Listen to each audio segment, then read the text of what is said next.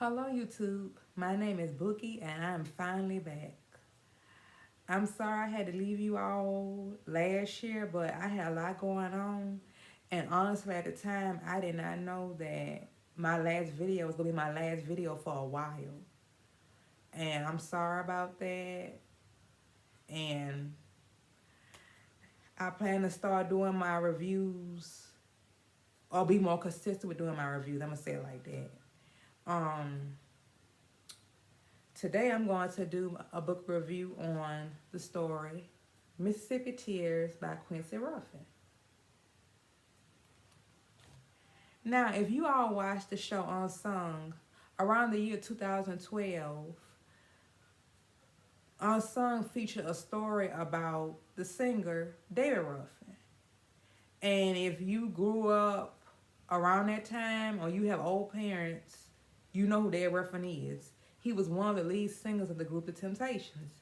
You know, he sung songs like Ain't Too Proud to Beg, My Girl, I'm Losing You, I Wish You Would Rain, songs like that. And I believe that year you were able to vote on who you wanted to see on Unsung. And I remember I voted for David Ruffin, and that's who they featured on an episode of Unsung. And the Unsung episode, you know, it talked about how he treated women, how he did drugs, how he wanted to join the Temptations, how he was kicked out of the group, and how he became a solo artist. And, you know, it gave like a description of, you know, kind of how he died.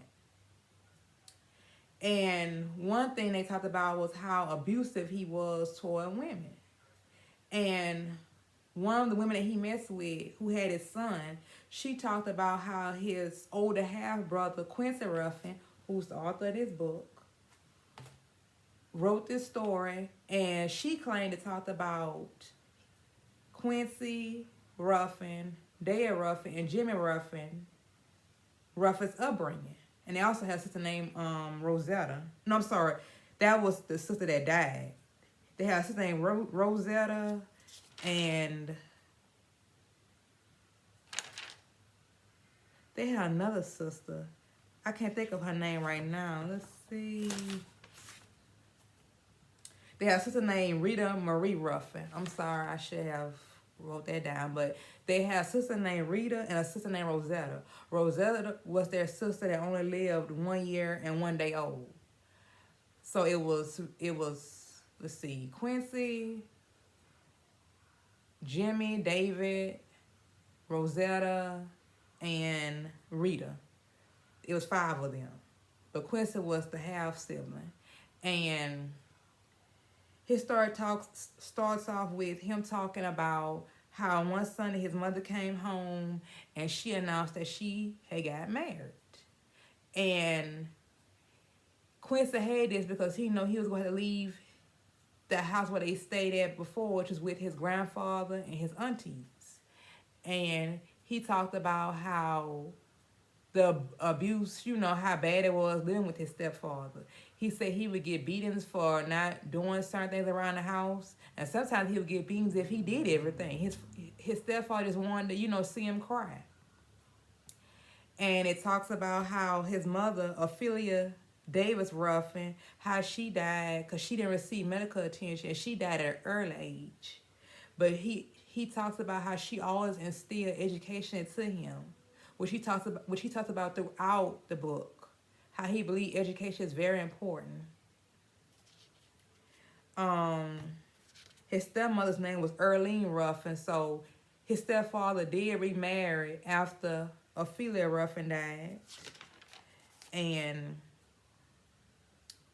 he talks about how he struggled with the fact of accepting that he is just as good as white people. It took him a while to, you know, to understand that he could be just as great as a white person. And I want to add that this book contains a lot of stories and poems. He had it set up to where you read a story, then you read a poem. You read a story, then you read a poem. And in my point of view, this book should be called Mississippi Feelings because it talks about Quincy Ruffin's feelings. when I seen the unsung episode by Dad Ruffin, I thought it was gonna be mostly about the upbringing that they all experienced as a child, but it just had like a little section about how mean their stepfather was to them. But you know, if you like reading like me, it doesn't really matter. I found out a little bit about why Dad Ruffin probably was the way he was.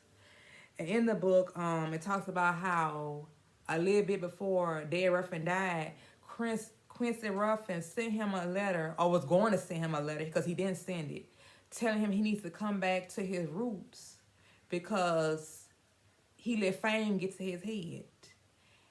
And, before Quincy could send it, Dad Ruffin ended up dying from a drug overdose. And he, again, Quincy just feels as though that if Dad would have came back home to Mississippi, he probably would have humbled himself more. One thing I did not like about this book was this story and point about someone named TP. It sounds like it was somebody that Quincy used to mess with. They were lovers, and they just knew the relationship was not going to work out, but yet they stayed together. And I just didn't understand it because I wish I would have known who TP was. And the book also talked about how black youth, they look to celebrities as role models.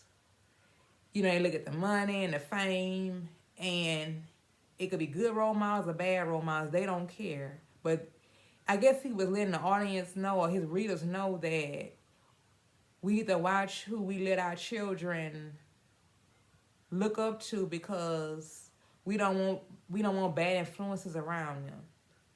Also, he talks about how drugs has destroyed black communities and how drug dealers need to go away. And also, I learned in the book that his wife Lois died at an early age and how he had to raise his 4 children by himself. And he says that he feels as though he did a good job, and he hated the time when he had to let them all go, but he know that he raised them right.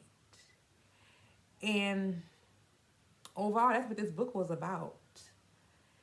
Like I say, if you're looking for a book about Dad Ruffin, this is not the book. But if you just like reading like me, it really didn't matter. And I want to thank all my new subscribers for subscribing to my channel. I'm going to try to be more consistent with doing book reviews. And that's it. Please like, comment, and subscribe. And leave your comments down below. I just told y'all leave y'all comments down below twice. Just like, comment, and subscribe.